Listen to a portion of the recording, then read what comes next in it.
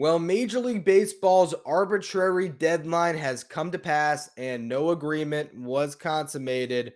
We are still in a lockout and we have lost baseball games in 2022. Going to discuss all of that on today's edition of Locked On Mets and how it relates to this Mets team that has so much excitement right now. And unfortunately, we are just waiting on pins and needles to finally get some baseball.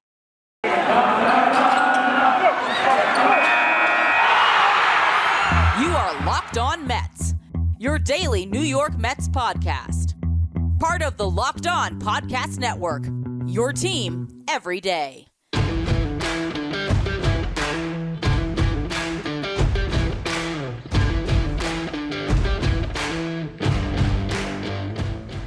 Hello to all you amazing Mets fans who are watching Locked On Mets, part of the Locked On Podcast Network, your team every day. I'm your host, Ryan Finkelstein. If you want to find any of my work, follow me on Twitter at FinkelsteinRyan. You can also find some of my writing about the Mets and about baseball at justbaseball.com, where I work as the managing editor.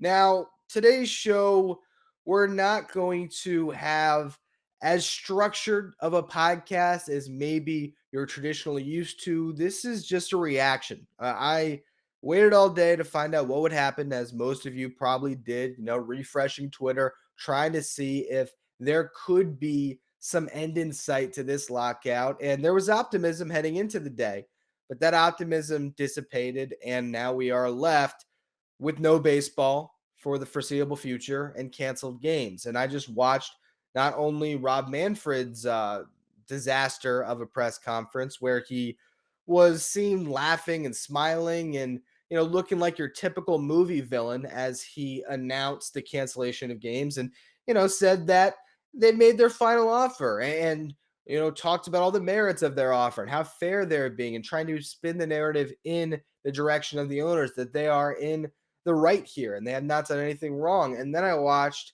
some really earnest players and Max Scherzer and Andrew Miller and of course Tony Clark, who leads the MLB PA, and I watched them discuss what just felt like the right side of the story. That if you watch the two press conferences back to back, I don't know how you could come away with that on the side of the owners. I just do not understand it, and that's what I'm reacting to today, and that's what I'm trying to get my head around, is trying to see the end in sight. Because if you really want to stand with the players, you should be willing and understanding of the lost games this year. You should be welcoming lost games, because what they're fighting for right now is future generations of players. Anthony Rizzo really said it best. I want to actually pull up exactly what his tweet was, because I really felt like it encapsulated. He said, "To the fans, we will miss you most. To the younger generation of baseball players, this is for you." Very simple, very subtle, but very clear that the union is pretty resolute here. They're going to stand together and they're going to fight and they're going to try to get the deal that is best for them and best for future generations of players. And we can get into all of the layers of this, and I really do encourage you to watch the latest edition of Locked On Nationals. Josh Neighbors, who I've had on my show a bunch, we've done a lot of crossovers over the years. He is talking with Lindsey Crosby, the new host of Locked On MLB Prospects, who has a business background and is very familiar with all the layers to this CBA. And they're going to go through all the numbers and the nitty gritty. And I do, like I say, encourage you to check that out. If you're following me on Twitter at Finkelstein Ryan, I'll be sure to retweet any of those episodes so you can get that information. I'm not the guy that's going to give you the huge breakdown layer by layer of how these two sides are apart. But what I can tell you is that the players are pretty clear in their motivations. Their motivation is right now to get younger players compensated more, because there is such an unfair system in place for those players that are entering the league, because owners have this monopoly, over the system. They have this control over the players where they come into the league and it's 6 years of, pay that is not adequate for the production that a lot of them are putting forth. And there's teams now that are relying solely on this young talent. We've talked about it on this show throughout the offseason, how the game is changing, how we are seeing teams, look at players. And as soon as they get close to free agency, the notion is not to extend, it's to trade these players and try to get new, young, cheap talent in to once again, take advantage of this system where you can get so much surplus value from young players. That is one of the main things that the MLBPA is fighting against. They're also fighting against a league that is straying away from trying to be competitive top to bottom. They want parity. They want all of these teams to compete and to not be penalized for competing. And by competing, they're talking about, spending money and having a CBT, the collective, the competitive balance tax threshold, right? To have this function as essentially a salary cap, it is not under the original intention that the players agreed upon that form of a system. They never won a salary cap. And now, when you're seeing a team like the New York Yankees stray away from being a luxury tax team, as Max Scherzer pointed out, saying that, you want to see the biggest problem in the game, the Padres have a bigger payroll than the Yankees.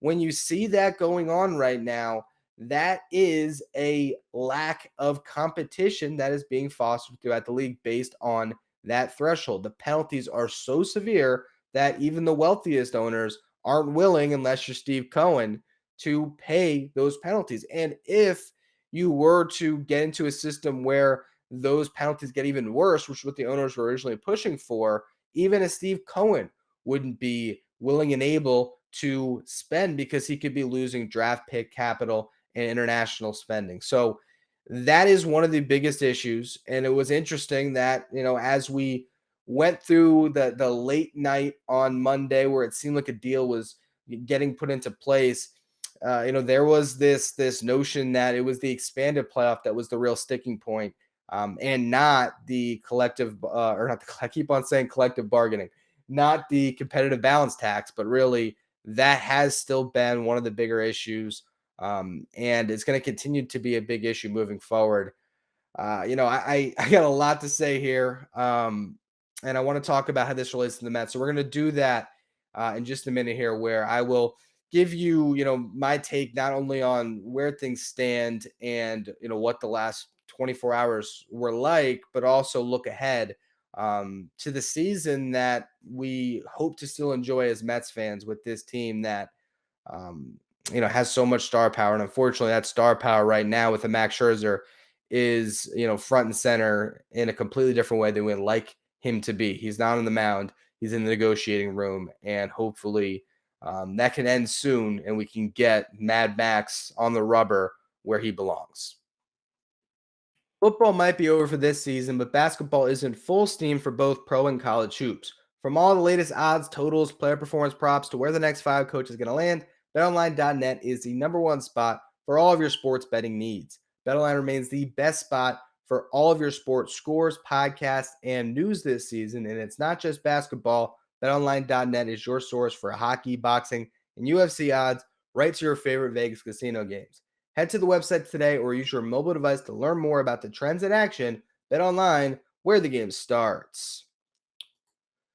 Now, I want to take a minute, back things up a bit, because Monday night was a special moment in time. Maybe we'll forget about it, but it's one of those days that you'll just remember where you were, what was happening, as we were all on Twitter. If you're a baseball nut like me, just refreshing to see, which guy ran across the parking lot next, as there was countless meetings heading late into the night. The MLBPA was expressing some optimism in that it seemed like Major League Baseball was finally willing to negotiate and play ball.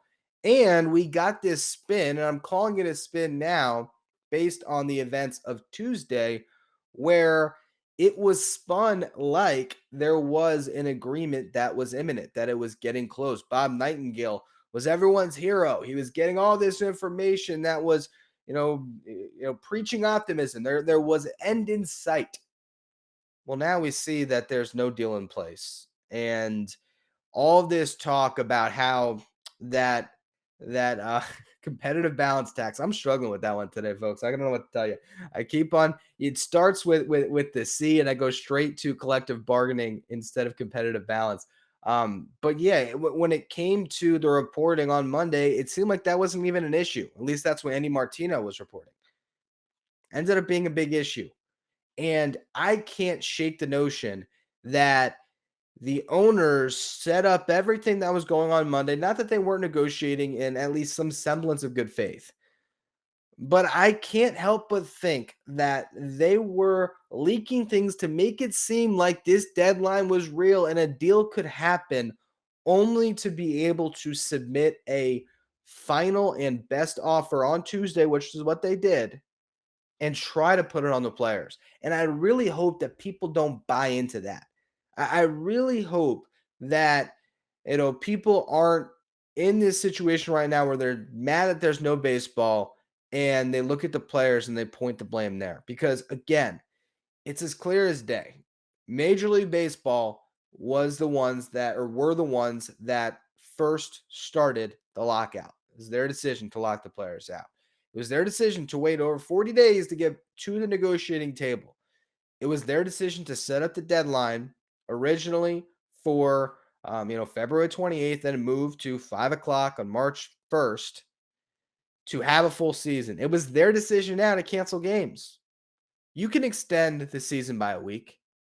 You could still stay at the bargaining table for another day, try to get a deal done on a Wednesday, and fast track spring training to get to your regularly scheduled opening day at the end of March. You could do all those things. They have chosen not to. They have chosen to frame it as a best and final offer to try to put pressure on the players to say, all right, you're going to lose games now. Now you're losing checks. Now you're getting affected financially. And that's supposed to spark a reaction from the players. But right now, the players are standing arm in arm and saying, look, we're not budging.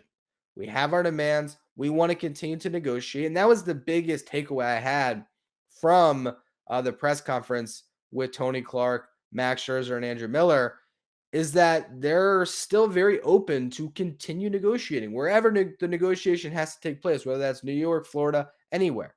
They want to get a deal done. But Major League Baseball is digging their heels and saying, we've already given you the best offer that we can, come up with. And that is it. That's what they're trying to say right now. Now, I imagine at some point we'll get some resolution. There has to be, right? It's not like Major League Baseball is just going to cease to exist over this dispute. It could cease to exist for months, which would be very unfortunate. But we're at a point right now where you look at the motivations, and again, the players' motivations are clear. They want the league to be competitive. They want teams to not have incentives in place to tank. They want to see younger players who are not being compensated fairly based on the rising economics in the game to receive more compensation, to be able to get to free agency sooner, which is now off the table, but to be able to maximize the years of their career where they're most valuable instead of just be sitting in this situation where they have to wait it out to get to free agency. And then once they get there, the free agent market is not robust and teams aren't spending.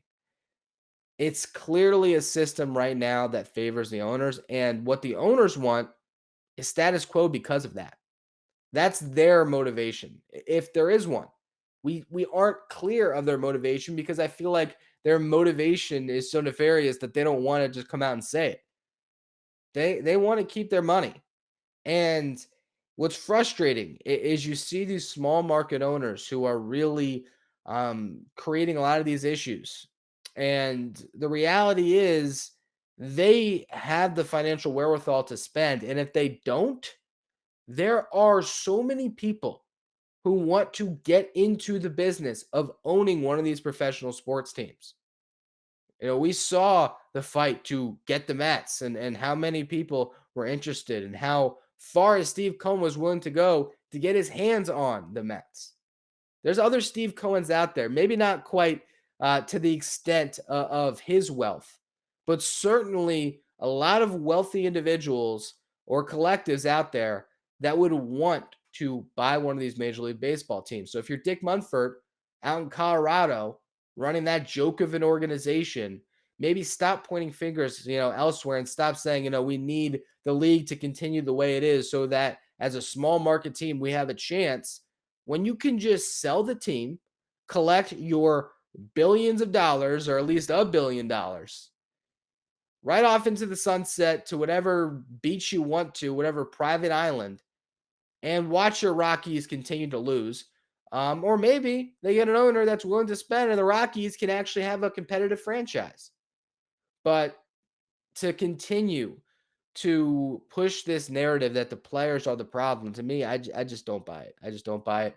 Um, and the most unfortunate thing, as we try to bring this back around to a Mets perspective, is this is a season that fans have been waiting for so long with so much enthusiasm around this team. And I hate that we continue to have this, get kicked down the road a bit. And we don't get to watch, Max Scherzer and Jacob deGrom atop this starting rotation with a lineup behind him that just added some reinforcements and could add more. I want to talk about this from a Mets perspective and how unfortunate it is. And also, how it just kind of sucks that you're in a position where you have an owner that's willing to spend for the first time and there's a league that's trying to limit spending. It's just it's not the outcome any Mets fan wants, and we'll talk about that a little bit more in just a minute. Now, I don't know about you, but I've had this resolution since New Year's to eat right. And the thing that has helped me stick to that resolution is having Built Bars because it's a snack that I can go to every day that I know is healthy, that I know is going to come low in calories, low in fat, low in sugar, but high in protein. But they're delicious. It's like eating a candy bar. There's so many different flavors to choose from, whether it's the mint brownie bar, coconut almond, my personal favorite, cookies and cream. There's also the Built Bar Puffs, which are the first ever protein infused marshmallows. They're fluffy, they're marshmallowy, they're not just a protein bar, they're a treat, and they come covered in 100% real chocolate, just like the protein bars. These are delicious, and there's so many new flavors to choose from, whether it's the puffs or the bars. Built is always coming out with new limited time flavors that you just have to try. So if you want to see what they have to offer right now, make sure you go to built.com and use the promo code LOCK15 to get 15% off your next order. Again, that's promo code LOCK15 for 15% off at built.com. This episode is brought to you by Rock Auto. With the ever-increasing numbers of makes and models, it's now impossible for your local chain auto parts store to stock all the parts you need. Why endure the often pointless or seemingly intimidating questioning and wait while that person behind the counter puts your order into their computer, only choosing the brand that their warehouse happens to carry for your auto parts needs? Or instead, you can just go to rockauto.com, save 30%, 50%, maybe even 100% more for the exact same auto parts you get at that chain store or a car dealership. Rockauto.com is a family business that has been serving do-it-yourselfers for over 20 years. Their prices are reliably low for every customer. So go to rockauto.com right now, see all the parts available for your car or truck, and write Locked On in there, how'd you hear about us box, so they know that we sent you. Amazing selection, reliably low prices, all the parts your car will ever need. rockauto.com. Thanks for making Locked On Mets your first listen every day. Locked On MLB Prospects, hosted by Lindsey Crosby, should be your next listen. Lindsey is a prospect encyclopedia, and he's going deep on the MLB stars of tomorrow. He also has great information when it comes to this lockout. Locked On MLB Prospects is free and available wherever you get podcasts. All right, so let's close this thing out with a Mets perspective here as it relates to the lockout. Again, you see Max Scherzer as a prominent face for the players right now, and it's so frustrating because it almost just entices you for what is to come whenever a deal is made here and we get a season. And little things start to get in jeopardy when you start taking games off the season. Things like Pete Alonso, you're shortening his career. It's so frustrating. You look at the 2020 season, that one was out of the owner's control with the pandemic, although they probably could have got more games in than the 60 games they ultimately played. And now you're seeing it again with this lockout. You're taking games off this guy's career and he's chasing records. Pete Alonso if he were to stay healthy, and look, this is way early on in his career, but there's a chance one day he'll be, contending to join the 500 home run club if he continues to hit bombs the way he has. Guy has 106 home runs in 3 seasons, and again, one of them was shortened significantly. So, if he was able to play for 15 years and now you look up at the end of his career, suddenly maybe he's a couple home runs short, and that's partially due to the time he's missing right now. You have little things like trying to chase down the franchise record for wins from the 1986 Mets. We don't know if the Mets are going to have that type of a magical season, but it would really be frustrating if you had to justify a winning percentage to talk about why the 2022 Mets are the greatest team in franchise history if we were so lucky enough to enjoy that type of a season. But if you get to that point, that would be really frustrating. Or if the Mets, have a chance to have a 100-win season, even not, touching that franchise record, but just a 100-win season in general is something that's special and something that's rare for this franchise. And maybe if you're only playing 140 games, it might be a little hard to have a 100-win season, right? So all of these little things that add up, and just missing baseball games, we want to go out, and a lot of us were hoping to go to Port St. Lucie and be able to see that combination of the young stars, the prospects, and the actual major league players, to be able to see the prospects up close, which I guess you still can see because minor league baseball is maybe the one thing we can count on right now. But if you're talking about a player like Mark Vientos, who's added to the 40-man roster, we won't see him until this lockout ends, and that's unfortunate. It's just, we all want baseball. We really do.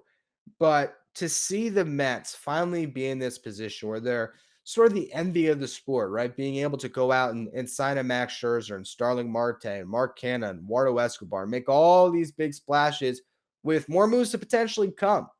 And now you're sitting here, and we've been contemplating what's next for months. None of us really want to continue to do that. There was a ton of interest when I was doing podcasts about the trades that could be made or the frees that could be signed. But when you're sitting here with no clear indication of when we'll get a season, the interest in all of that dissipates, and you're losing Mets fans.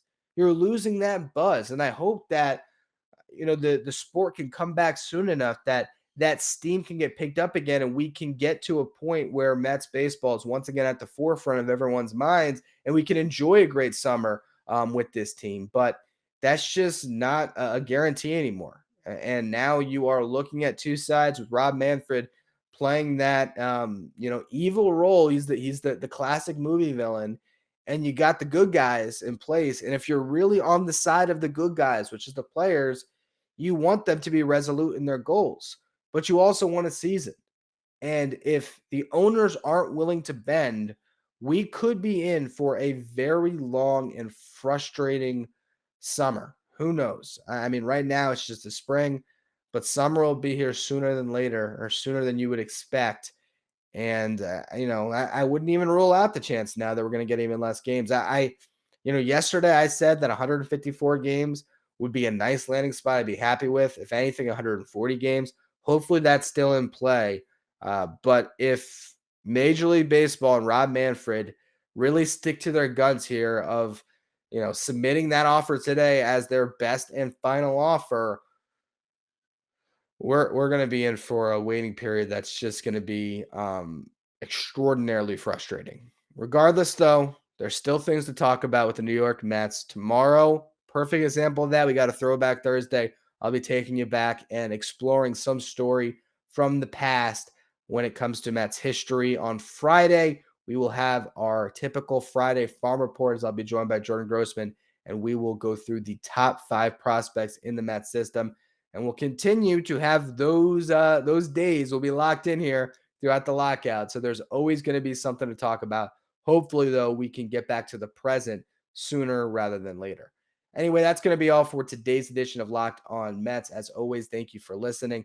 Make sure you follow, rate, and review wherever you get your podcast. Make sure you follow me on Twitter at Finkelstein Ryan. Follow the show at Locked On Mets. Thank you for making Locked On Mets your first listen every day. Now for your second listen, check out Locked On MLB. Paul Francis Sullivan is your host. We call him Sully, and I'm sure he's going to have a lot of great opinions and takes in regards to the lockout. So that would be a great show for you to check out now if you want more when it comes to your lockout coverage. But you can find Locked On MLB wherever you get podcasts.